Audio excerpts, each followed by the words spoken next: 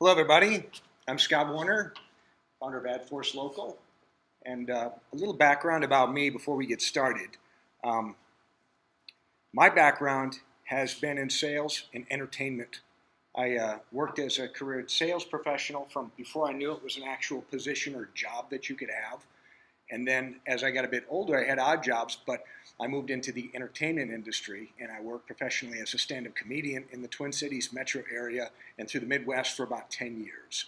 And so they were two separate worlds. One was work, the other one was a lot of fun and play and where I really liked to express myself.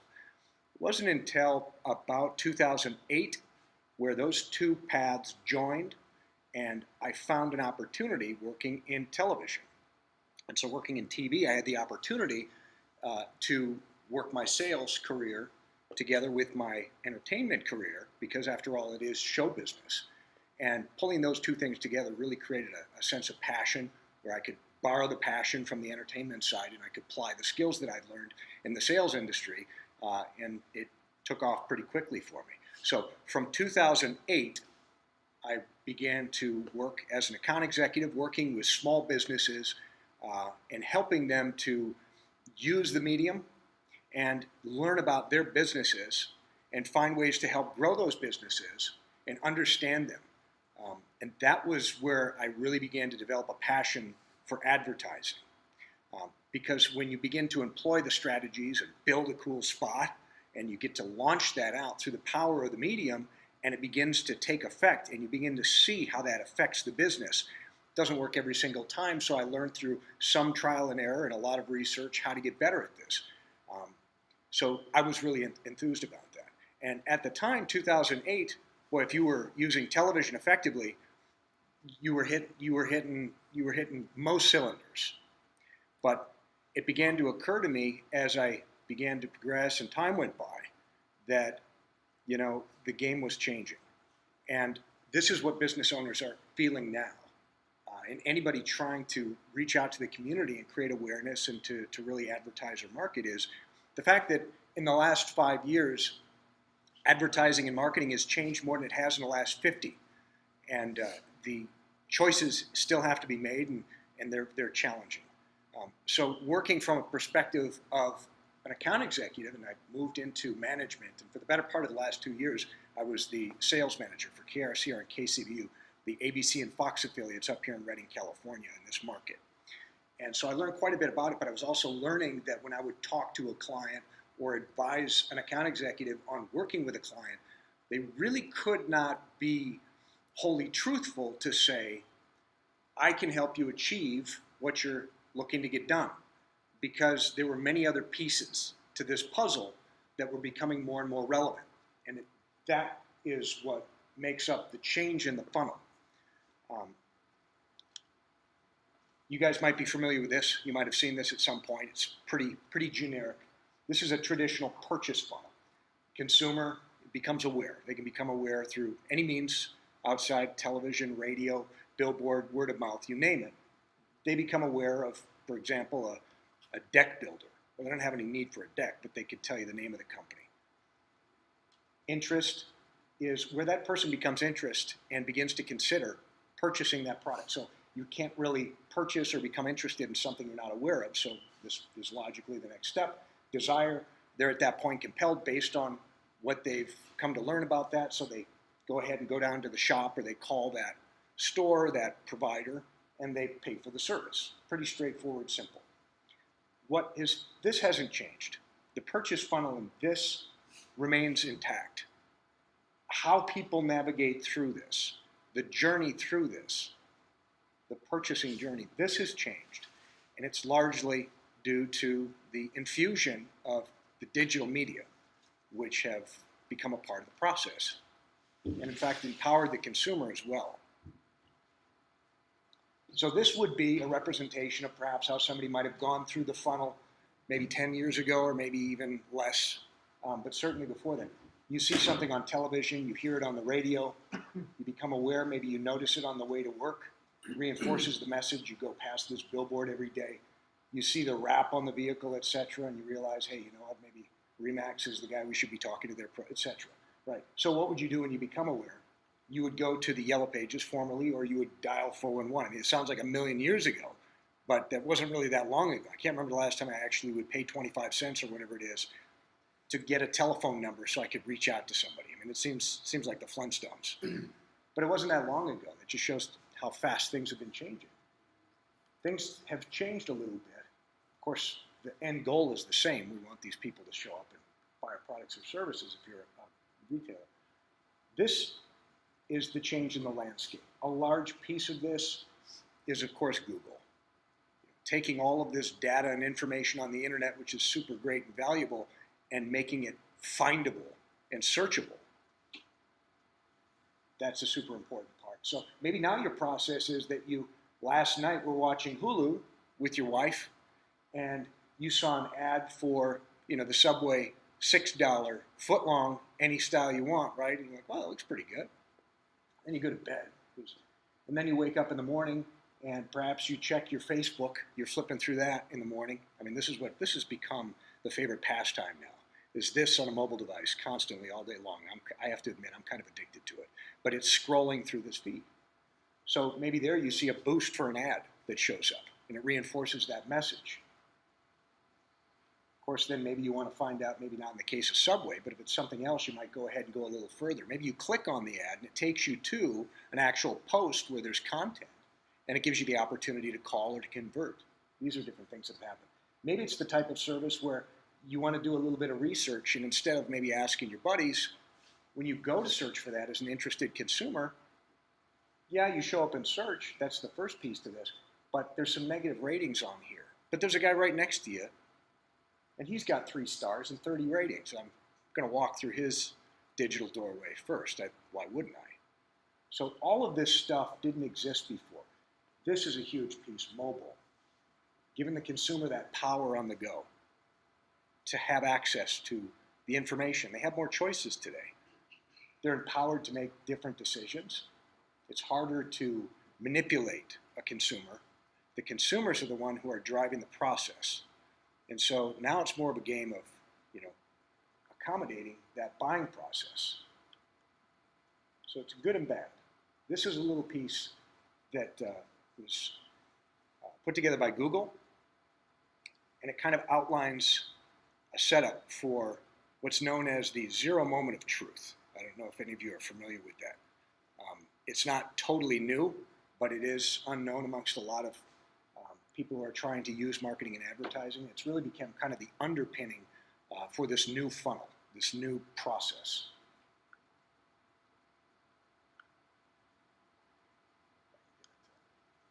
Let's launch here.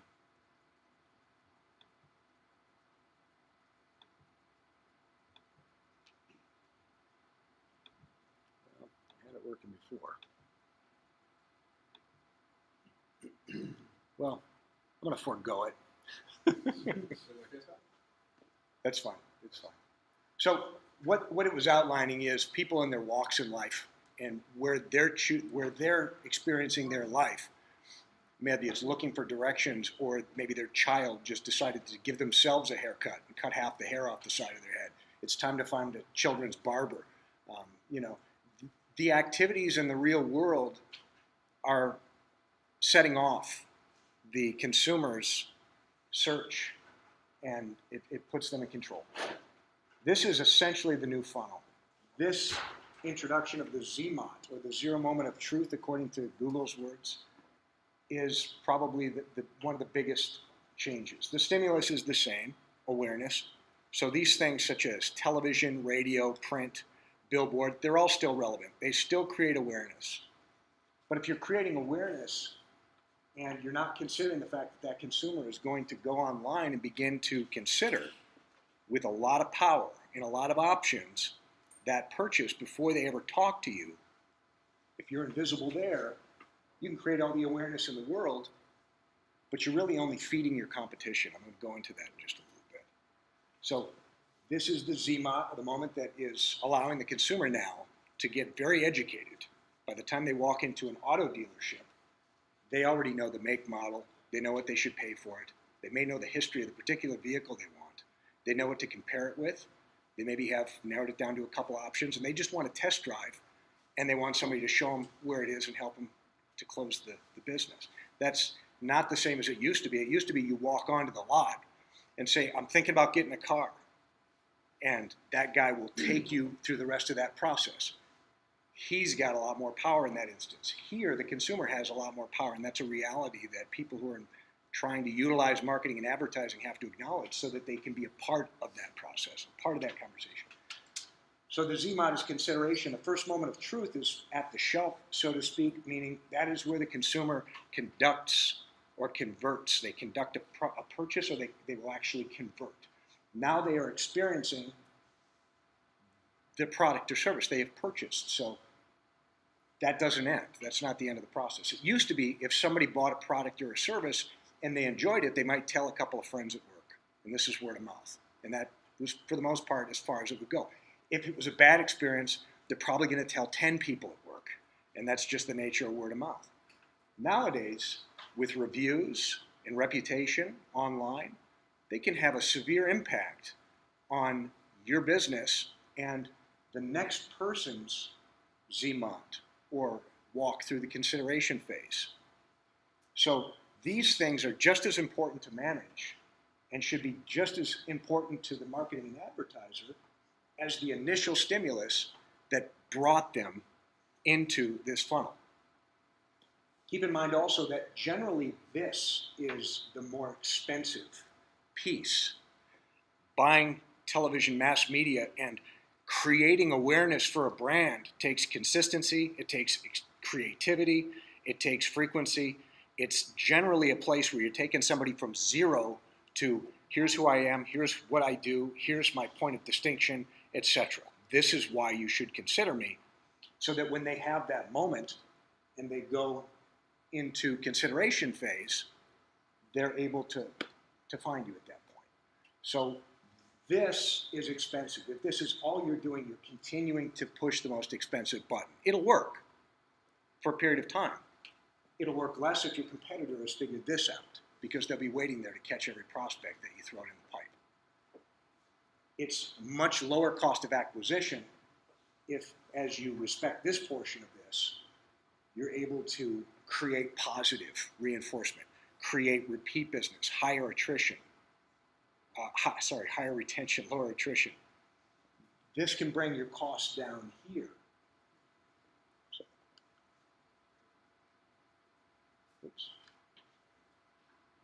So offline experiences will drive online action.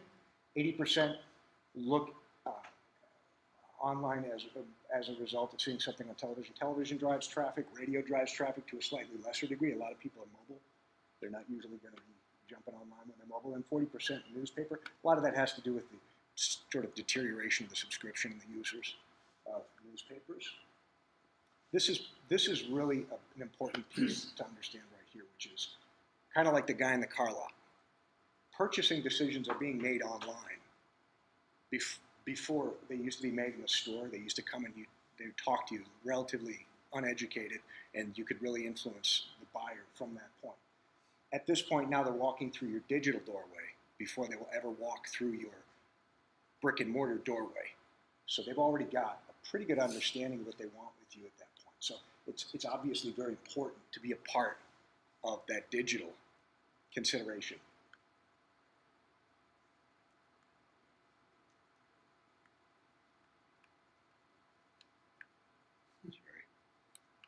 Figure this out. There's downsides to digital too, I guess, huh?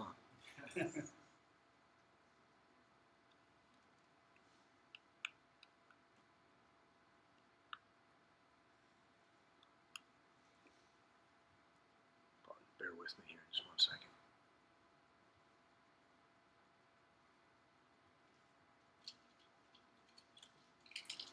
Okay.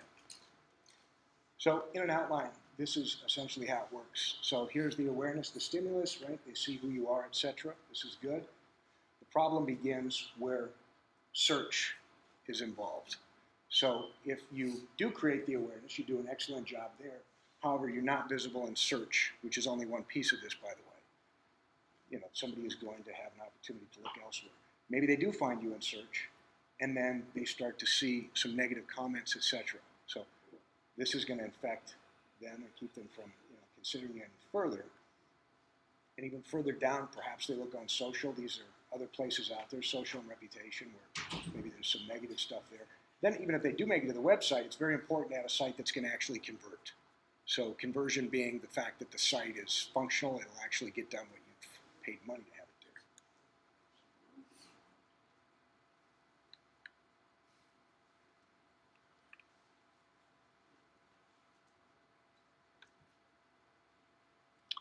So as far as advertising and competition, this is pretty much what I was talking about before. You can cover it all the way through your awareness, your search, your reputation, but if they see something negative at this point, that far down the funnel, they're already invested. They become interested, they are considering this, they're shopping around, they're looking for information, they find something negative about you, and today's consumer has a lot of choices, so it's very easy at this point for them to shift over, take a look at a competitor, and continue in the process. But you've really, at that point, if you were moving them through the funnel here, these guys should be sending you a royalty check because you've really just essentially fostered new business for them. And that pretty much sums it up. The fastest way to increase your budget is to use somebody else's. And so here's the opportunity that exists in this that I see for somebody who is intending to use advertising and marketing as an entrepreneur or somebody who wants to take advantage. This seems very straightforward and simple. However, you'd be surprised how many businesses have not figured this out. It's not something that's very expensive. So what it means to me is that if a business seizes on this holistic approach, they can really have an impact in their category. I think one of the challenges that business owners face is they're always busy. That hasn't changed. It used to be you could just buy some awareness, maybe nail it with TV, radio, etc. Maybe get something in the paper, and you could be in the directory, maybe buy a double truck, and you're pretty much going to cover it. It's a lot more challenging now, but the solution is not really being offered as often as shiny objects. So what happens is you get inundated. If I'm a business owner, you're inundated with a constant stream of, some sort of new magic bullet, some new digital toy, some new, this will fix all of your problems. But it's digital. You should probably be spending money on digital, but you're not. So here's what you need to be doing. Display ads. Lots of display ads, right? Banners, these sorts of things, which can have an effect, but that's really awareness. And it's leaving out a lot of pieces. I think that if I communicate one thing this evening is that it's really a holistic approach. So it's the same as it used to be, but it's probably a good idea to take a look and measure yourself against some basic criteria and see where are the holes in my funnel. Where are people falling out? Those are the pieces that we talked about. These are the individual pieces we talked about. I know there are a bunch of other pieces in here too. It was really hard in putting this together to try and confine myself to a few components as you move through this process. One example would be with social. Social is really becoming an effective tool for advertisers. It can be used in a way that I think is most effective, probably where you're creating useful content and you're pushing it out through that window that everybody's in, and it links back to your site. If you have a WordPress site, you can easily create content or a blog there, which is the content for what is being pushed out in Facebook. And when somebody is here, a great technique, just to kind of throw it out there, would be working backwards from the content that the consumer wants. So let's say it's buying a house. So the consumer sees a Facebook 4 things to never do before you sell your house or buy your house. Well, I'm in that process. I'm curious, so I click on it. Not everybody would.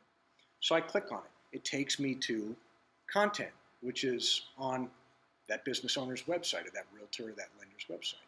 I'm reading it, and as I'm reading it, I scroll about 2 columns down, and I'm very engaged because this sounds pretty informative. This is somebody speaking to content that could be a very in-depth document, could be 10 pages long or an ebook. And this content is from the Association of Realtors or something very authoritative. It's the kind of thing that a person who is very interested would sit down and thumb through, and it's valuable to that unique person. This conversation I'm reading on the website is really a person speaking about that. Then there's an offer, or I should say a pop-up comes up and it says, look, if you like this document that I'm talking about, give me your email address and I'll be happy to send it to you. Well, I'm pretty engaged at that point. And I say, yeah, that sounds good. So I give the email address and the person gets exactly what they're looking for. This person's satisfied and they get the content, and I'm an authority who delivered it to them. But I also have an email address. And I also know that this person is in the buying cycle for buying or selling a home. There's all kinds of stuff I can glean from that. If I have a CRM, I can go ahead and put that data in the CRM, and I can use something like MailChimp, and I can forward out a newsletter, because these people have given me authority to do so at this point, that is going to be relevant to a person who is looking for a home. And based on what I understand about that person, I can send out relevant content to them. That's what can be done with social or other platforms as well. It brings down your cost of acquisition. It's not as expensive as running a ton of money in conventional advertising, but you use that advertising to begin building that. This really works very well when it works together. Search is a huge category. Search is constantly changing. When we think of search, we could say search engines, but most people, let's face it, will say Google. Google has the lion's share of the market. I think about 65% of all search is going to be coming through Google at this point. Say about 33% is what's going to be coming from Bing and Yahoo. Sorry. Those guys have 98% of the traffic. So search engines, these are algorithms upon algorithms. Google doesn't even, it's not as if they have a complete picture of the algorithms and they're just going to go ahead. They have to do A/B testing to try and see what works. So what Google really seeks to do, or search seeks to do, search is valuable because they can bring you the content that you want. They have become the best in the world at understanding that from what this person is entering and what I know about them, this will be extremely relevant to them. I'm going to ignore these things, but I'm going to bring these things to them. That's the business Google's in. That's what they want to do. Search engine optimization is really every tactic and everything that you can do to try and put yourself in front of those people who are a match for you. It's not about selling ice to Eskimos. It's about creating a match. There are components to that, certainly, that make this up. And there are more than just this. But SEO for your website, many things can affect it. On-site optimization would be the science or the practice of working with the on-site, the content of that site, the coding underneath, the various things that could, say, prevent you from showing up, basically to do all the legwork and the basics and the fundamentals to give you a sound house. The next piece would be backlinks. A good example of a great backlink would be Wikipedia. Why? It's extremely authoritative. A news source, if they use your content and they want to place that there, and that's a backlink there, that authority is recognized by Google, and Google's mission to deliver credible, relevant content to people. It says, well, these guys look pretty credible. They were on this news site or they were on Wikipedia. I mean, it must be credible, and that's going to raise you higher in search. Optimization can raise you higher in search because the site is functional on-site. Keywords and key phrases, your content. Google will look at your content, you guys are probably well aware of this, and say, is this content something somebody wants to see? Does it jive with what they searched for? That can certainly be manipulated to affect your search. And citations and listings, all of the information, your name, address, phone number, or NAP, as Google calls it, this information needs to be consistent. And that will also boost up your searchable ratings because it's, again, credibility, and it shows that this is a business that is delivering good content more than likely. These citations and listings, that information about you, they're all over the place. A new site opens up and it's aggregating information about businesses. It's going to go to sources and pull it in there. If it's incorrect everywhere. So there's two ways to deal with this. this, and I'll just throw this out real briefly. You might have heard of this, of course, before, black hat and white hat, which serves, I think, started as a hacking term. White hat being the good hackers and black hat being the bad hackers. It's also been attributed to a broader set of skill sets online.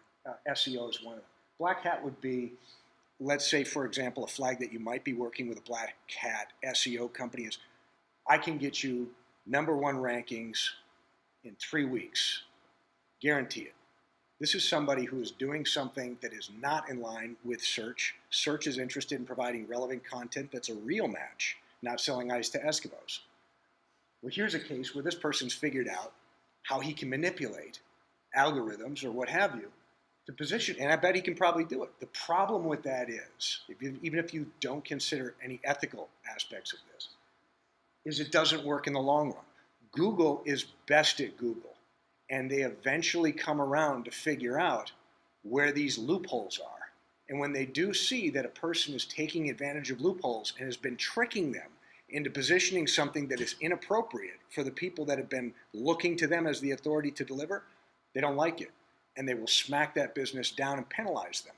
So the person who is working for you to do that is, you're penalized. Your URL, your address is penalized, and you take 4 steps back. And if it's really bad, it can be very difficult to recover from. That's the practical side of why that's wrong. White hat would be somebody who works in the SEO industry, and they have been in the conversation for a long time. They understand the changes that have been taking place. They've been following the conversation, so they know this is what Google wants. This is how we accommodate them and the user. Those people have a depth of knowledge. Those people are not doing anything shady.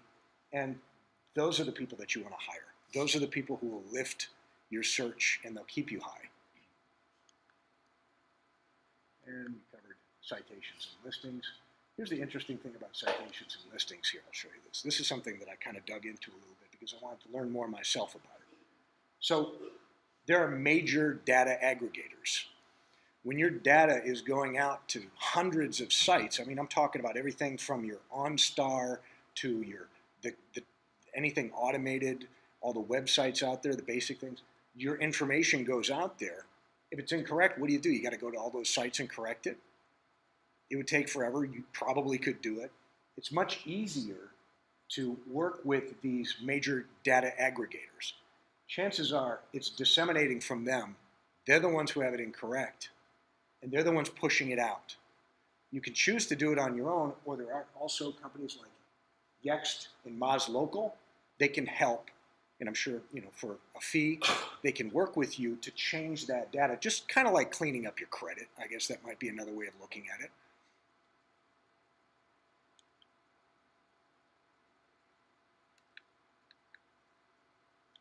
This has become a really, really hot and broad category.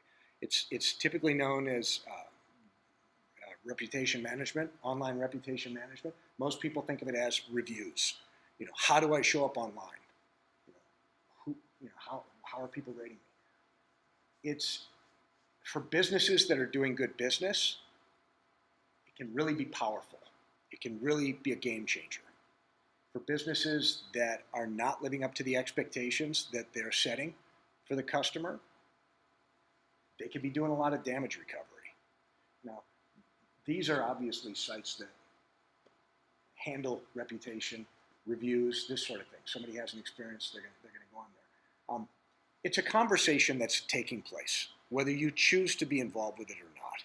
And as a business owner or somebody who has a presence online, it's not something that you can really ignore because you don't have to be involved. It's already happening. Sites pop up, you may not be aware of it. This stuff is generally pushed to the business owners, and if they're not responding to it, that's even worse. There's ways to handle this and ways to manage it. It is profitable. If your reputation is very positive, again, you can show up in search, but there's going to be other people in search, likely competitors. But I'll tell you what, if you've got a 3-star or a 4-star rating, and that's something that's vetted by 30, 40 reviews, I don't know any different, and I'm interested, that's why I'm searching. I'm going to look at you first. Why wouldn't I? There's a way to manage this. course, like most things, you can pay somebody in this day and age to do that for you. An advertising agency can certainly handle this as one thing that they do. First thing you do is you have to become aware of this conversation. You have to know what is being said about you. What are people sharing, positive and negative, about your business? Once you're understanding what the conversation is, the managing of that is the next piece. What are you going to do about it? Responding is really the practice that needs to be engaged. You have to respond. You have to engage. Consider it from your own perspective. If you go online and you see something that's negative, in an example, and underneath nobody has said anything about this, it tells me, A, that first of all, that was a pretty heinous thing that that person said, and they didn't even respond.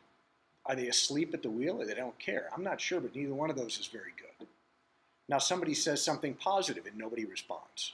Still going to have kind of that feeling. How come nobody, I mean, if somebody walked up to me and said, thank you, I really appreciated your service, and I just turned and walked away, that'd probably be pretty rude. So this is both, you really need to respond. If somebody says something negative, I think any business owner can testify that no matter what you do, you're not going to satisfy everybody. And I think that's reasonable. I think most people expect that. So if you're seeing that out of 5, you see one that's pretty negative, then you see underneath that person responded, said, hey, we really apologize for the experience that you had. Our aim is to make sure that we satisfy each customer to the best of our ability. We'd love to talk to you and make sure that we take care of everything for you, etc. The process is to invite them offline and have an opportunity to engage them.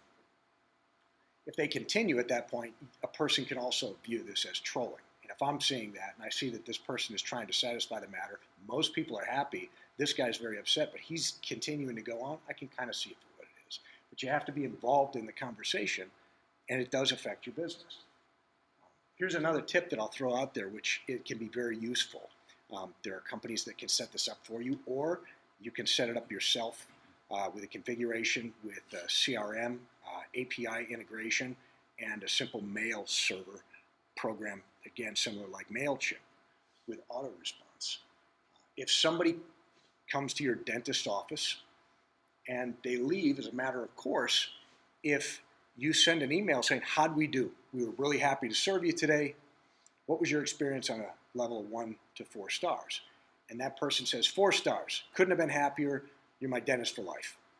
They receive an automated email that says, wonderful. Here are 4 review sites. Why don't you go ahead and publish that? We'd love to have that out there. It helps us. Great. Now let's take it the other way. Somebody says 1 star. I've never been more unsatisfied in my life. Okay. So they're going to get a different email. It goes to the business and somebody who handles this and says, hey, we're really sorry about your experience. Let us have the opportunity to take care of this for you. Not offering any review sites at this point. So the idea is they have the opportunity to handle that person, that customer, satisfy the matter, and people generally, when they're satisfied, they're not going to jump online and put negative reviews out there. Once a negative review is out there, the sites that publish them are not really in the business of pulling them down because they want unbiased information and feedback. That's what they do. The only thing you can really do with a negative, outside of the realm of legality and slander where you may have grounds, is to basically suppress it with positive. So soliciting these positives and creating these positives to outweigh the negatives, you can bury anything and you can create a much better presence. You'll have a depth of reviews, and you'll have overwhelmingly positive reviews, and that translates into a positive reputation for your business.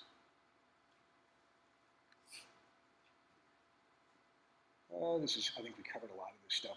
It does boost SEO. Again, it says, look, a lot of people find this site credible. This is good. We're in the business of bringing credible information to searchers, so we boost SEO.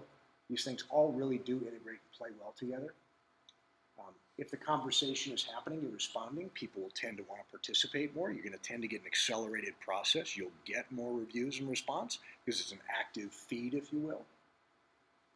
And of course, it reinforces loyalty. So these are management platforms, and I put these up here just in case somebody was interested to see what they can do about it. So again, you see Yext. These are platforms that can work with you. Reputation.com is probably, from what I understand, the longest standing provider of this service, but they're in the business of managing reputation and putting into effect a lot of the things that I just kind of ran through. This talks a little bit about the initial and promoting the positive and suppressing the negative that we talked about. So social media again. So social media has changed a little bit. When people think of social, kind of like when they think of search, they don't think Bing and Yahoo and Google. They generally think of Google. Most people are going to think of Facebook because Facebook has almost double what anybody else has in terms of traffic online. And this kind of outlines that, so you can see that. One of the things about Facebook that I know you guys probably know this who use Facebook professionally for your own business or your own services is Facebook changed the way they do things this year. It used to be that the game was generate a whole bunch of likes, get a ton of likes, a ton of friends, create a universe, your own universe that you can advertise to for free, and then push out your ads. And this is the best idea in the world. These are all my friends. I put cat videos out to get friends, but I built this huge audience. Now I push it out. It's global. I'm a genius. Well, Facebook said, those are our friends. They're not your friends. And we're not going to do that anymore. And you can certainly reach them, but just like any other form of media that we pay for the infrastructure, we're going to charge you for it. And so they started to guide advertisers and people who use the platform to boost. So the great thing about boosting is that it's not restricted to the people in your following. Boosting can be very targeted. You can send messages out to very targeted groups of people and utilize that kind of in the way that I outlined before to build your business, create your mailing list, develop your own following, and use that piece. So there's different platforms, of course, LinkedIn, Twitter, Facebook. I'm not going to go too much into the individual ones. LinkedIn is obviously very different. It's much more professional oriented. You wouldn't post the same content on LinkedIn that you would Facebook, but Twitter, frankly, I have my own presence on Twitter, and I've still not quite figured out exactly how to leverage it. It's very fast, and there's a lot of content. A lot of people follow you real fast, but I can't speak too knowledgeably about it. I haven't been able to use it very effectively. And yes, so these are probably the three biggest things that you're going to want to get out of social. This is part of the new funnel course. These are things that have to be managed. Customer service. These are your customers. They tend to follow you. It's a great way to reach out to your clients, keep in touch with them, make sure that they're happy and you're delivering for them. 2, generating site traffic, expanding your own particular channel. That's obviously another piece of this too. And building fans and followers. These are your biggest advocates. Making special offers for them that nobody else is getting, genuine offers, the kind of things that you go, whoa, I don't see that every day. These are the types of things that can be done with people on social. Why would you do that? Because these are your advocates. These are people who you're a part of their daily life. When they're doing this, you're there. And it's not a TV commercial that you watch and it's passive. They can directly affect and interact with. So to utilize that and recognize that, that's what makes this powerful. So having come through this process and having come through these pieces, they eventually will wind up at sort of the holy grail, which is your website. So there's a lot of things about the website. Many people, and frankly, this has been my understanding of where this focus needs to be right now based on what I know. A lot of people have websites. Used to be that you had a website, it was really cool, you showed your friends, you paid $20,000 for this thing, and it's super cool, and I don't know how to use it, and it's pretty much floated in outer space for the last 6 years, but there it is. So there are a lot of websites that are out there. Nowadays, if you don't have a website, you're not credible. If people see your business card or they talk to you and they don't find your website next, it's a reputation issue. It's a credibility issue. They're not going to see you as a credible business. So you kind of have to have one now. But is it something that's searchable? That I think is probably the biggest problem right now with websites is every business owner has them, but I don't know how many you can go online. Look in your local businesses in your local town and just enter their business name and try and search them. Pretend that you're trying to, They'll be 4 pages deep. It's sort of a big problem, and I think search is something that really needs to be a focus. But basic things like mobile, being responsive for mobile is critical. It's not new news, but again, it's surprising how many businesses have not optimized their sites for mobile, and you won't even show up in search for Google if you're not optimized for mobile, because again, Google's job is to bring usable, relevant content to the searchers. And if you've got Chinese this is not usable, they don't even push that stuff forward, so you won't even show up. It affects your business in a big way. The other thing that's kind of neat that I learned too is, they're always looking for the name, address, and phone number. If you use a graphical for your name or your address and your phone number, you use a phone number that's in a funky font or something you created, but it's an image, it doesn't see it. And so that'll knock you down for search. So it's important to have that stuff in a text form. Do you convert? Okay, so you got your great site. You've generated awareness. The person is online. They find you in search. They see that you're a business that is relevant, etc., and has good reputation. So they continue to move through. Now they're on the site. The question is, does it convert? Sites are really tools. They're designed to produce an outcome or a conversion. Whether you're doing international or national business where you're looking to close a deal, get somebody to conduct a purchase with a shopping cart application, or if you're looking for someone to simply call your local business, you're a plumber and you want to be able to find the phone number, there's an action that should be taking place. This is something that you could take a lot of time with. It requires an expert to really understand how to help you with this. A/B testing is something to do. These are a couple things. I'm not going to run through them all, but A/B testing is a way of putting out different stimulus, different content, and seeing what kind of response you're going to get. Google Analytics is going to help you kind of track and measure. Which pages are people going to? Are they bouncing? Did they hit my site and take off? They didn't engage with anything? Was it a mistake? Why did they show up? Was it not what they expected? All of these things can affect, was there a compelling value proposition? Was it easy for them to do what they needed to do? Was the information, if I just wanted a phone call and I just wanted to maybe show up at my shop, was it clearly positioned up top so they could see it? These are all some basic things that need to be considered, but the great news is, as long as you're tracking what's coming back when you make your changes, you're able to continue to realign. You're able to continue to increase the conversion rates and the effectiveness of your business. Admittedly, it's pretty dry material. It's a somewhat boring sort of topic to cover, and it seems really geeky to do it. But the reality is, that's the playing field where people are making their buying decisions.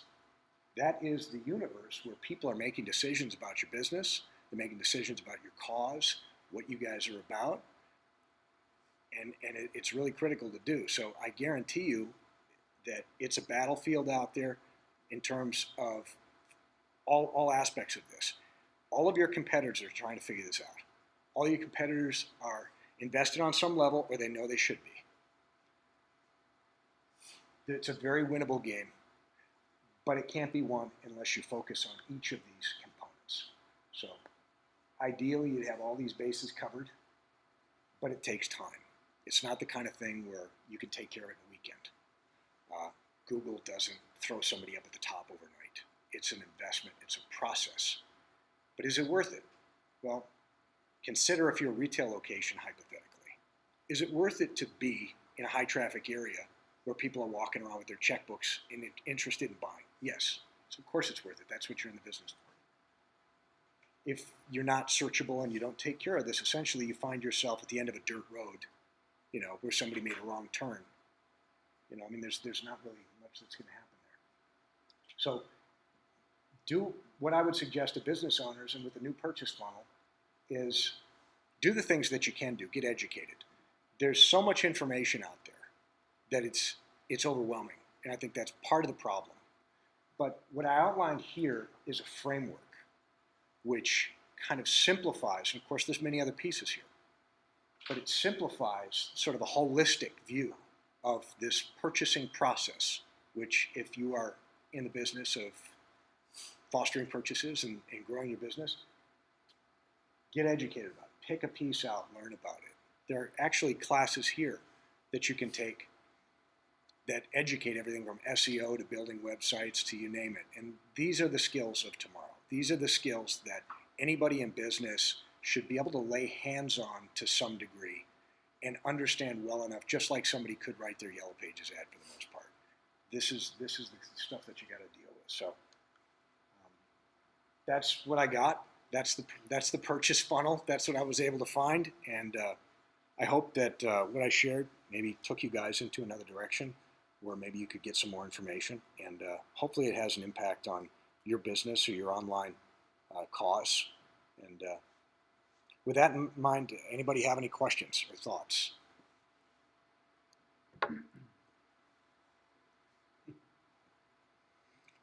Well, how about just questions? In talking to different companies for your business, what do you hear as being, what level are people at when they're trying to engage for services? Are they even aware of all of the things that you mentioned? And what do they think there's a magic silver bullet on Facebook? What's kind of the big mythology that you run into all the time? That's a great question. I think that people have their own experiences, like you and I, and they know that their business or their approach is maybe missing some pieces. They know that they should probably do more. They know that their website, for example, isn't showing up. So they know that there's a need to do something. I think that the biggest problem is there are plenty of people who, and have been for a while, are willing to take advantage of that lack of knowledge and shove a product in there or a magic widget. And that person badly wants to satisfy a need to do something in this area, so they're very receptive to just pay for it.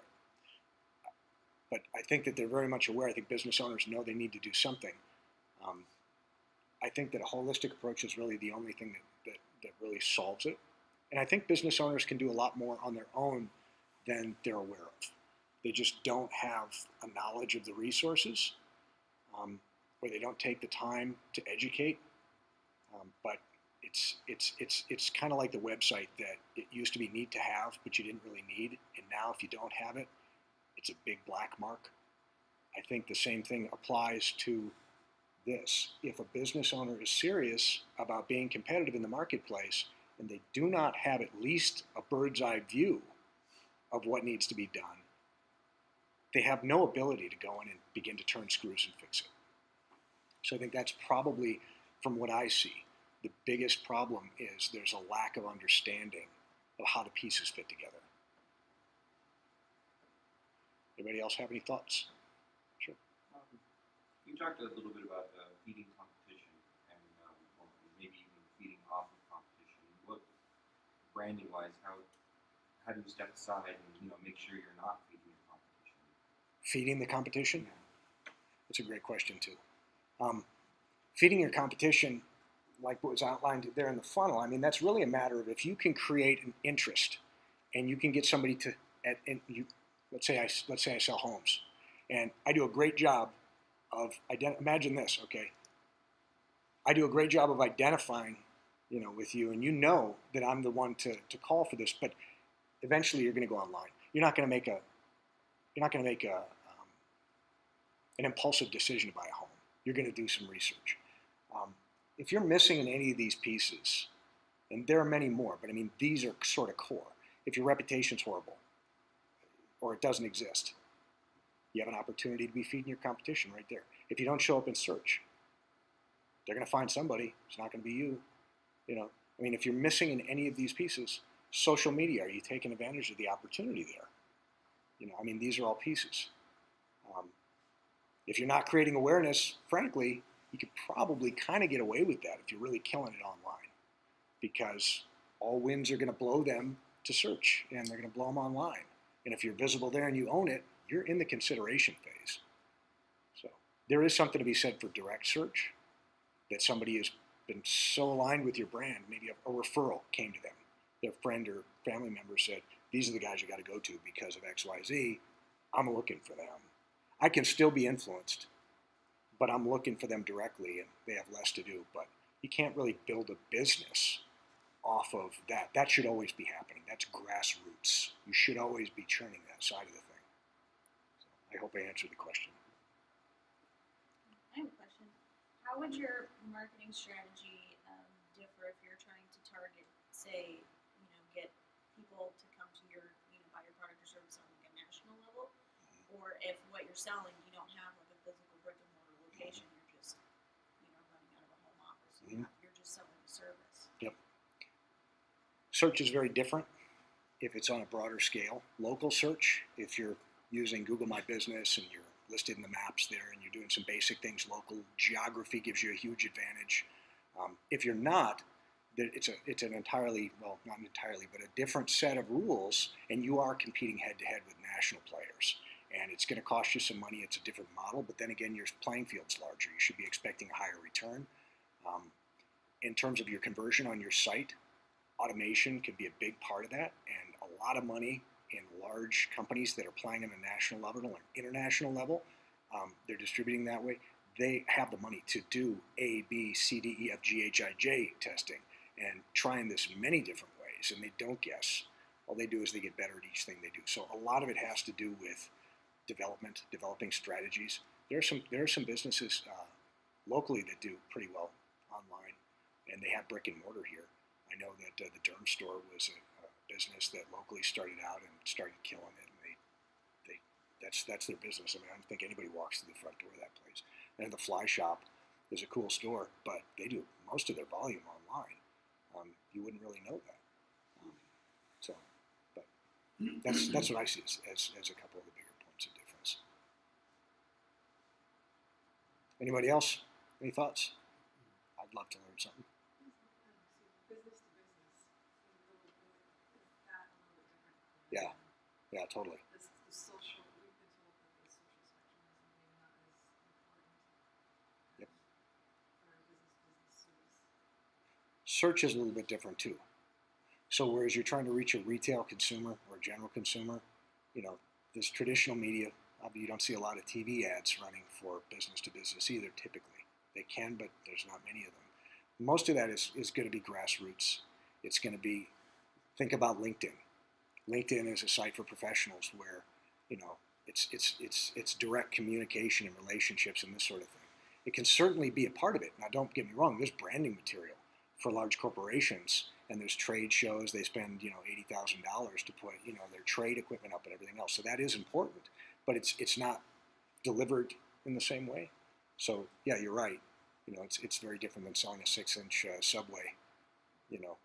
Commercial real estate development, Gifford Construction. They're known in the industry for sure in those trades, but I'm not in the trades, so I can't speak knowledgeably like they can internally. But their website, though, could be very useful in terms of people showing up through those channels. And they can rely on things that are more deliberate and direct, like a newsletter. You're developing content that's going out to those very targeted individuals. That's their culture, and those pieces can certainly work.